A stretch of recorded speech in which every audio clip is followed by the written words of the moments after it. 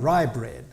Now, rye bread is a totally different kettle of fish, because if you want to bake a traditional rye bread, then you would also want to bake it with sourdough. And sourdough bread with the real thing is, of course, a magnificent bread.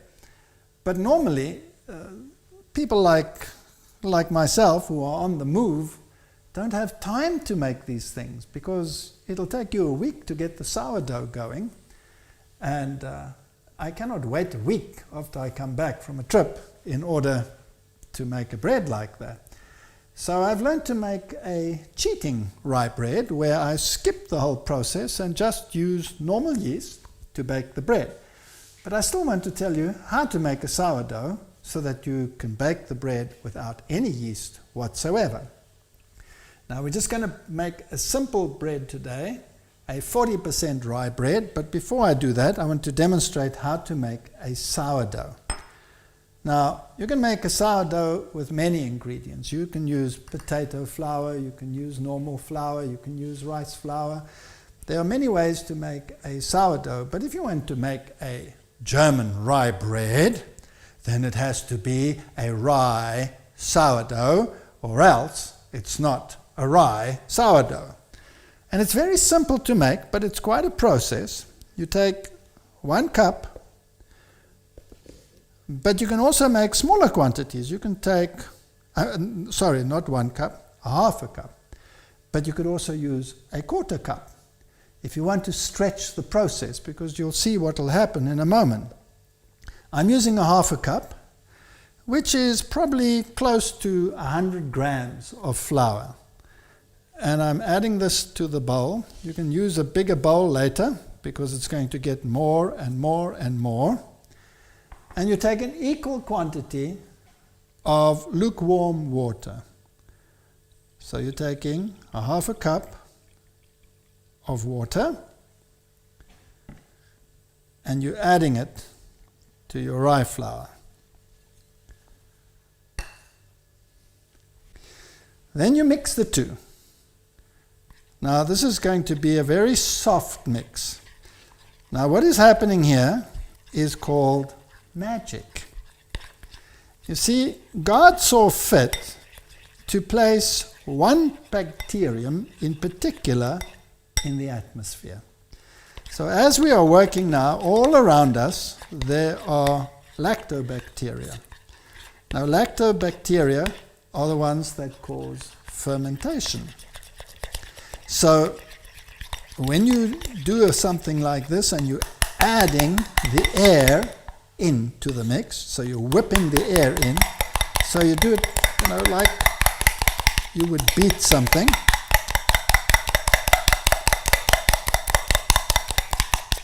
Get the air in there, mix it around, get the air in there.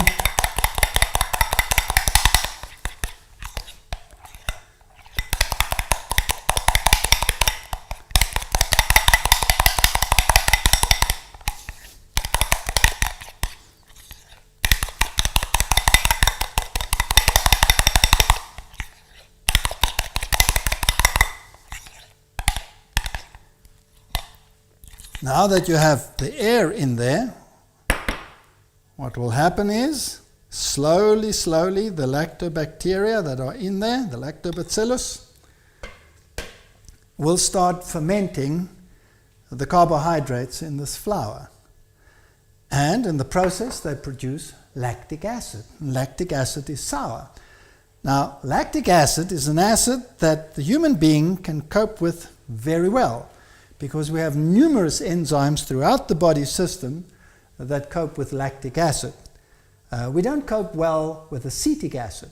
We only have one enzyme system in the liver that copes with acetic acid, but lactic acid is one that we cope with very well. And we have also the right type of bacteria down in the intestine which utilize these components. So lactic acid is not one that is harmful to the body. And the interesting thing is, this will now start fermenting over time. But now you have to feed it because the bacteria are going to use up the carbohydrates. And so tomorrow, this baby needs to be fed.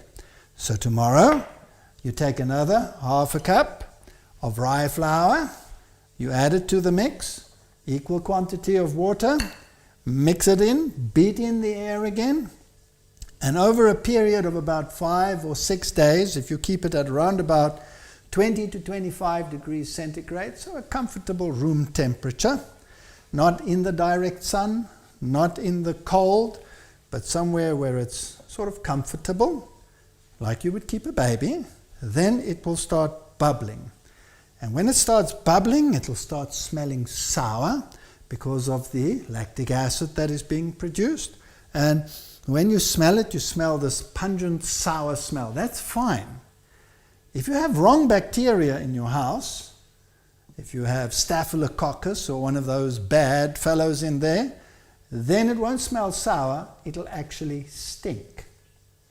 And when it stinks, all you can do with it is dump it and start all over again. So this has to be taken care of like a baby. Now, of course, it's going to grow. And if I've added 100 grams of flour today, that's a half a cup, and tomorrow I add another 100 grams, then I have 200 grams of flour in there and 200 grams of water in there, and it's doubling and bubbling and carrying on and getting bigger and bigger and bigger. And eventually I'll have a whole kilogram of this stuff, 7 cups of it. Well, then I better start baking a bread with it. And initially, this baby is in its growing boots. It's slowly growing and getting stronger. Now, when I use the first batch and I bake a rye bread, then I must remember that half of what is in here is rye flour and half of what is in here is water. So if I have 1 kilogram of this, then I actually have 500 grams of rye flour. So that would be about 5 cups of rye flour. Then I could take 2 cups of this to make up the 7 cups, add it to that, and start kneading it in, and then I would be able to make a rye bread. But the trouble is, it's not strong. So initially you might want to help it by adding some yeast. But eventually you want to get to the point where you don't have to add any yeast whatsoever. So what you do is, when you use your first batch, keep about 100 grams behind, about a cupful, and you start your next batch with that. And then the bacteria get stronger and more bacteria come in and it gets stronger, and eventually it can push up a dumbbell and go, and that's what you want it to do in the bread. It has to push the bread up so that it can rise, and it has to be a strong, youthful character. And then it becomes very precious to you. Now, if you're going away and the baby needs feeding and you're worried about it, you can put it in the fridge, but like any baby, it doesn't like being in the fridge, so don't keep it in the fridge too long. You must then take it out again, give it a little bit of food, whip in the air, and start the fermenting process all over again. And if it should go bad, you have to throw it away and start all over again. So we're not going to do it that way. We're going to skip the whole process, but we want to simulate it. And so we will bake a bread as though we are baking a sourdough bread, but it's not the real thing. It's a fake bread, but it'll do. We are now going to bake a simple rye bread, which has no sourdough in it, so we'll have to use normal yeast. Again, we're just going to use the ordinary dried yeast. This is a 10-gram pack. And we're going to put the ingredients in this bowl, the dry ingredients. Now, here are the dry ingredients. We're going to, again, use 7 cups of flour in total. And to make a 40% rye, 4 cups will be brown bread flour.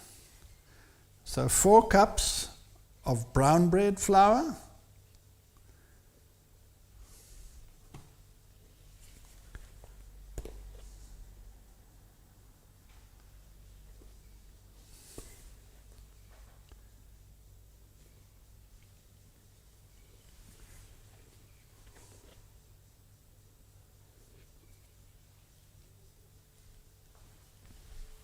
And then to make a 40% rye, we're going to take 3 cups of rye flour. Now it has a totally different consistency. It's finer, it's heavier.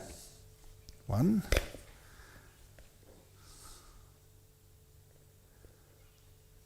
2. And if you look at the color, you can see this is unbleached flour because it sort of has this gray color. All right, there we have a 40% rye mixture. And we're going to mix the 2 flours.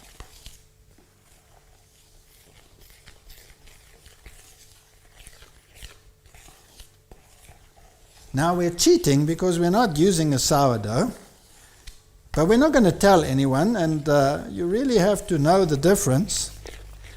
But once you really bake a sourdough bread one, you will always want to do it, so we won't do that now. But this one is a very good second choice. Good, we need a tablespoon of salt. Bread needs salt. The yeast works better in a little bit of salt. Too much salt, then you inhibit the yeast again. So 1 tablespoon of salt to the mixture.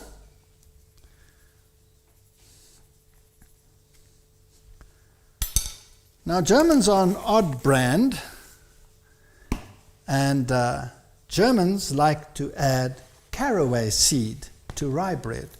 Now some people cannot stand caraway seed, but if you have German blood, then a rye bread without caraway seed is not a rye bread. So seeing that I have German blood, I'm going to be a German, and I'm going to add caraway seeds. Now normally they say you add about the same as you added the salt, but me, I'm a fanatic when it comes to this, so I'm going to add 2 tablespoons of that, of caraway seed.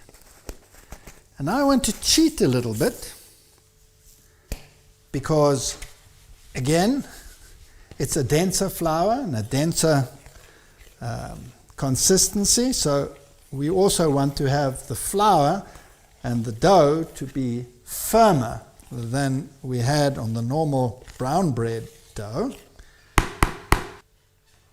We add about 4 cups of water to this, but it has to be quite firm, and we mustn't forget our yeast. Now again,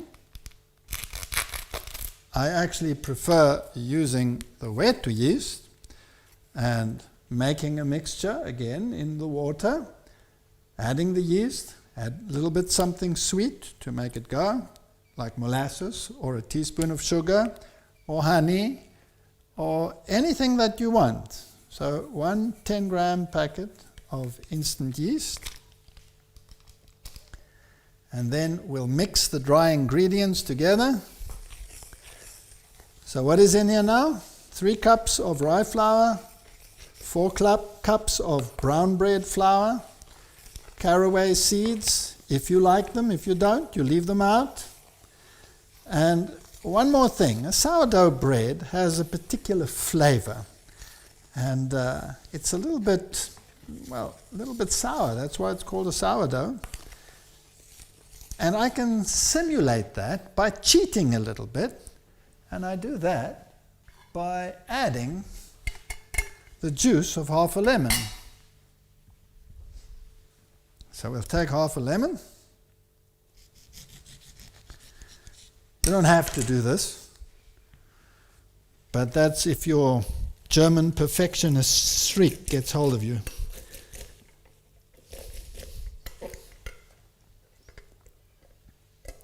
I'll just add it to the water.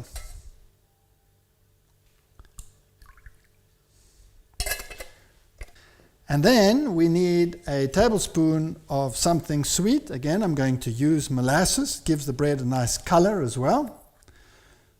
But as I said, you can use anything. And even if you want to liquidize a fruit, like an apple or something like that, and put it in there.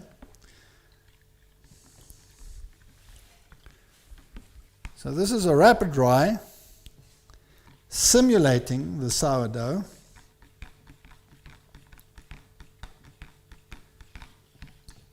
But much faster.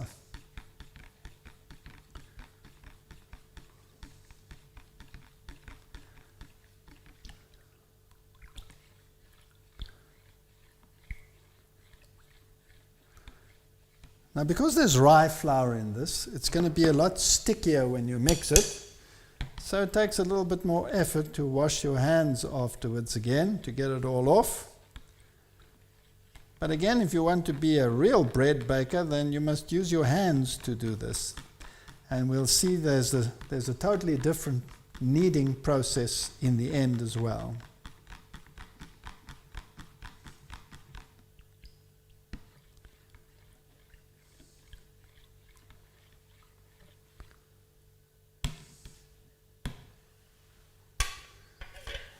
So here we go.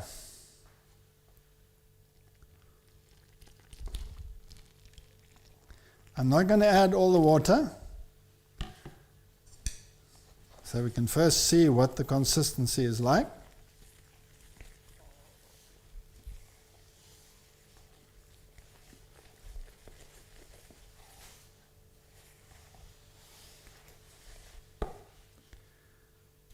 And we certainly can add all of it.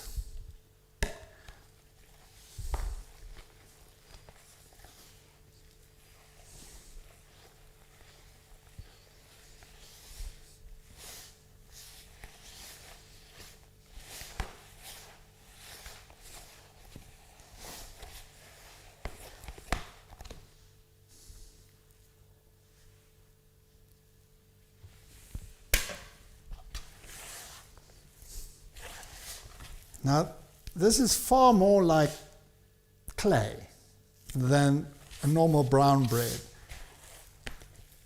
because the consistency of the rye flour is totally different.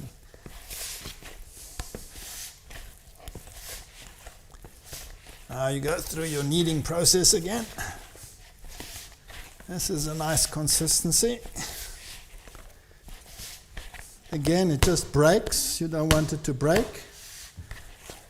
You want it to form the gluten, and the brown bread flour helps you to get that, so that it's not quite such a dense bread.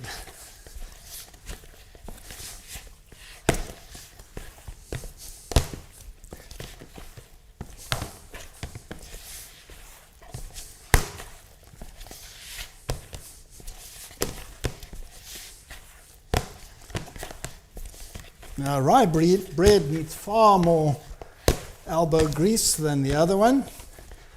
And we're going to make a freestanding bread. So once we've allowed this mixture to rest a while, we'll go through a second kneading process.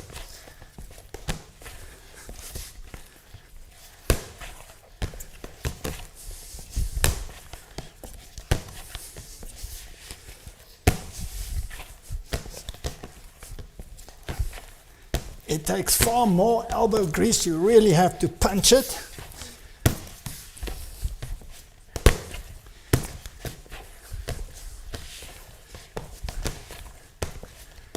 Now, if you were to make a 60% rye or 100% rye, it would be even stickier than this.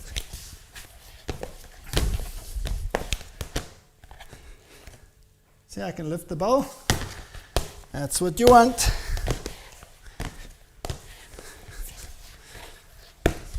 Of course, you can use a machine, again, if you want to. If you have one with a nice hook on it, you can do that. But that's cheating.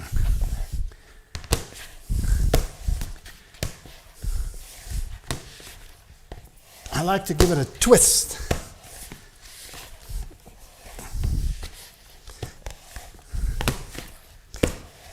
And the twist should get tougher and tougher as you go along.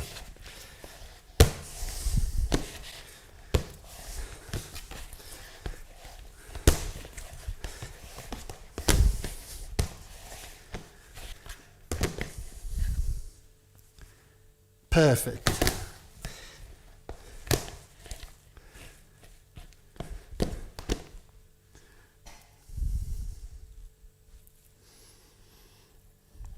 This is very sticky stuff.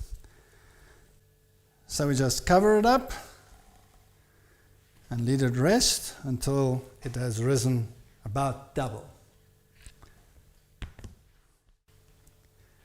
Our rye bread has now risen beautifully. Let me show you. Look at that. Well, you can see that that can make 2 rye breads, or 1 very large rye bread. But now we first have to go through a process. Now normally when you have everything that you need for a rye bread, you have baskets in the shape of a rye bread, and you can buy them at specialty baking stores. Now we don't have those here with us, so we're going to improvise, and it's always fun to improvise. So we're going to take just 2 little round bowls, and we're going to put our dough into these round bowls, but we don't want them to stick to the round bowls, because you can see they stick like crazy. So what we will do is we will take something like cheesecloth, and we will pop it into this bowl.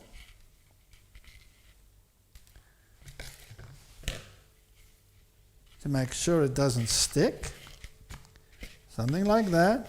Now if you had the nice little woven baskets, then it can also give those shapes to the rye bread and the lines and everything that makes the rye bread look so good. We'll just put it in there, and we'll add lots of flour. You can add brown bread flour, or you can add white bread flour. It doesn't really matter. It's just not to make it stick. And we'll put that around there.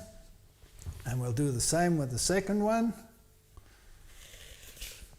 And we'll put some flour in that.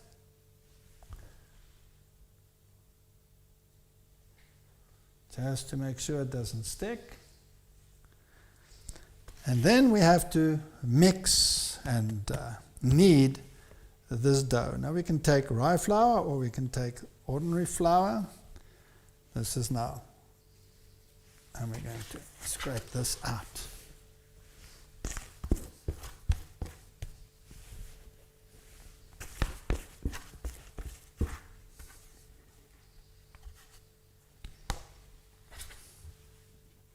Now I'm going to put some flour down here for myself, and I'm going to put it on this table. I'm going to make my hands full of flour.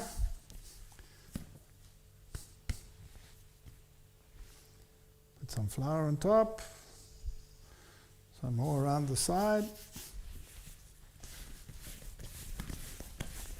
and just knead it into a sausage.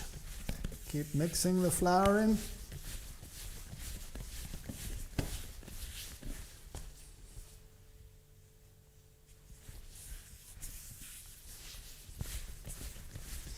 If it gets sticky, you add some more flour, knead it into a sausage, fold it over, carry on.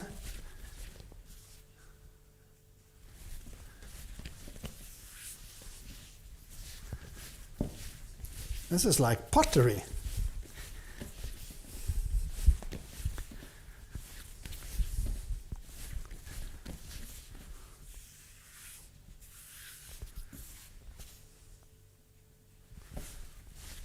Just so that it doesn't stick, and you can see it gets a nice rubbery consistency.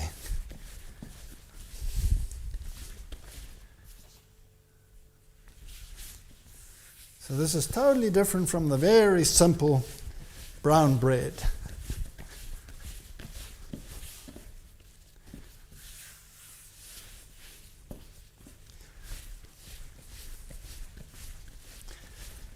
And you can see the consistency is beautiful. It sort of hangs like that. Isn't that gorgeous?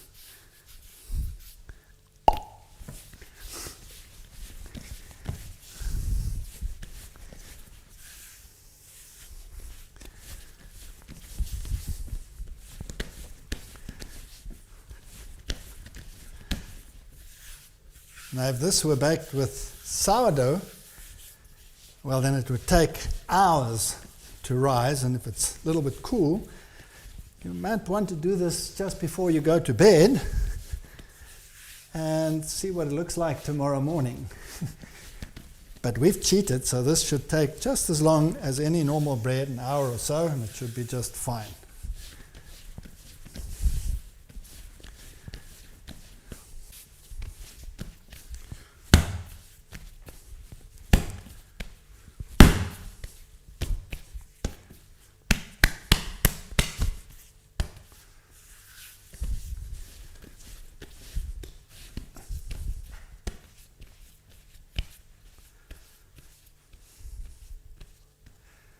Now I'm just going to cut this in half.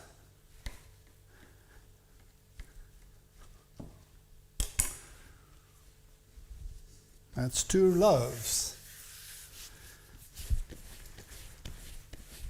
Now if you wanted to make a long loaf, you would just do that.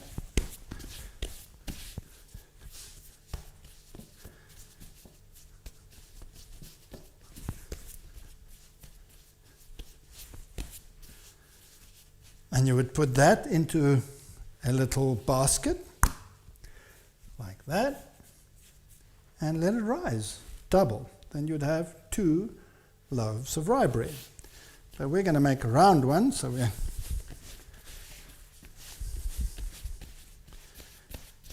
just going to make a round little bowl like this.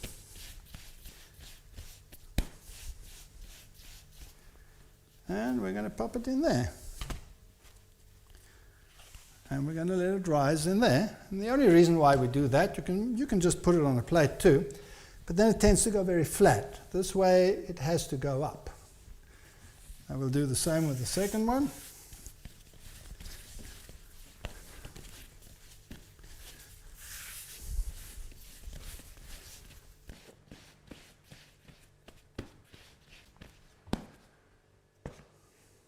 There. Now we'll just let them rise and bake them again in a very hot oven. Now this time you want the oven very hot. Rye bread likes to have that nice leathery consistency, so put the oven at the highest level that it'll go. Normally a good oven will go to 250 degrees. That's almost 500 Fahrenheit. That's very hot. And you put it in there and bake it in that hot oven.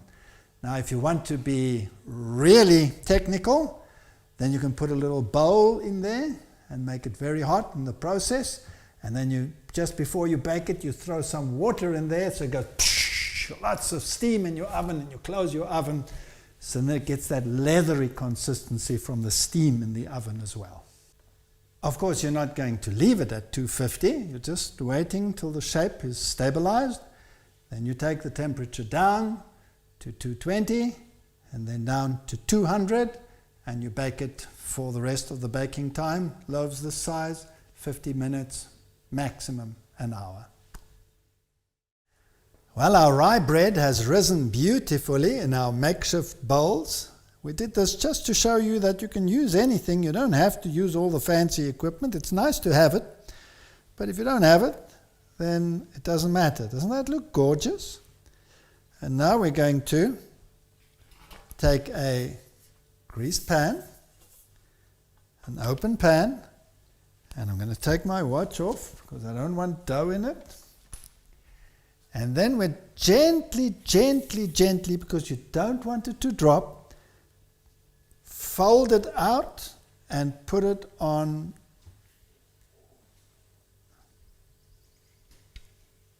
very gently.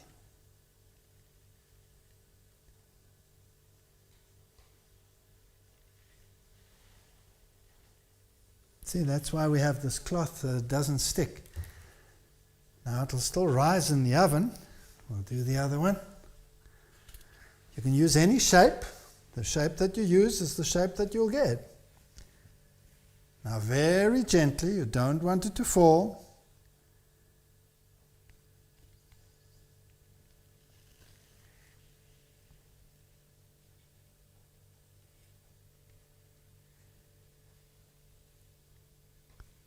There we go. And straight into the oven.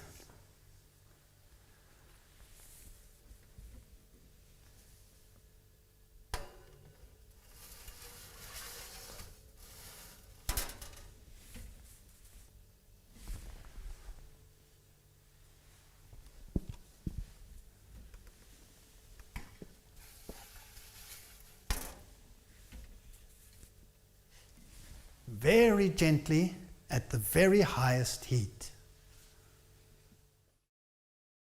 Well, we are now ready to take our rye bread out of the oven. Let's see what happened to it.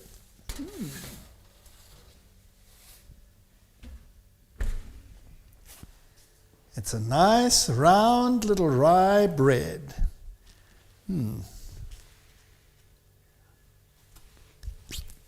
Hot.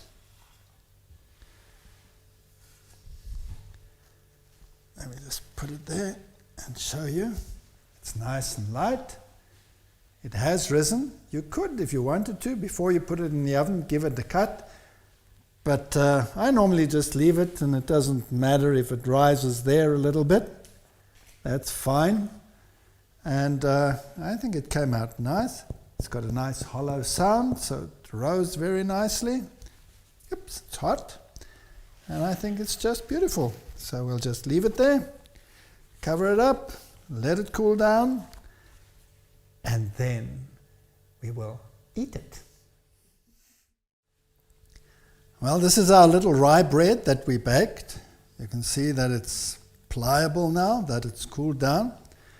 And we're just going to cut the slice as we did. And you can see the surface is different to the brown bread. And, well, we can look at the edge here. And again, you can see how pliable and bouncy it is. Now the bubbles inside this one are not as big as they would be in a normal brown wheat bread because there's less gluten, because there's rye in here, but it's still light and risen to double its size and pliable and bendable, and that's the indication that the gluten has developed well, that the bread is well baked, that it's light, and because it has all of those extra ingredients, the smell is delightful.